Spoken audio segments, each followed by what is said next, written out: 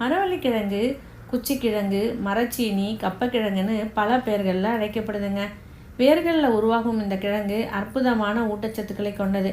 இதிலிருந்து தயாரிக்கப்படும் ஒரு மாவு பொருள் தாங்க ஜவ்வரிசி. மரவள்ளிக்கிழங்குல சைனோஜெனிக் கிளைகோசைடுங்கிற ஒரு நச்சு பொருள் இருக்குது. இந்த பொருள் இருக்கிற அளவை பொறுத்து தாங்க மரவள்ளிக்கிழங்கு இனிப்பு மரவள்ளி, கசப்பு மரவள்ளின்னு 2 வகையாக இருக்குது. ப்ராப்பராக சமைக்கப்படாத கசப்பு மரவள்ளி கோன்சோங்கிற முடக்குவாத நோயை ஏற்படுத்துங்க. ஆப்பிரிக்கா கண்டத்தில் மரவள்ளிக்கிழங்கு சரியான முறையில் பதப்படுத்தப்படாத இடங்களில் மட்டும் இந்த கோன்சோங்கிற முடக்குவாத நோய் காணப்படுது. இது தென் அமெரிக்கா, பிரேசில் நாடுகளில் தோன்றியதாக சொல்கிறாங்க. இது இந்த நாடுகளில் 7000 ஆண்டுகளுக்கு முன்பே பயிரிடப்பட்டதாக சொல்லப்படுதுங்க. பிரேசிலில் வேர்களை கொண்ட ஒரு கிழங்கு கேரளாவுக்கு எப்படி வந்துச்சு அப்படின்னு தானங்க நினைக்கிறீங்க? போர்ச்சுகீசிய மாலுமிகள் 17ஆம் நூற்றாண்டில் மரவள்ளிக்கிழங்கு இந்தியாவுக்கு கொண்டு வந்தாங்க.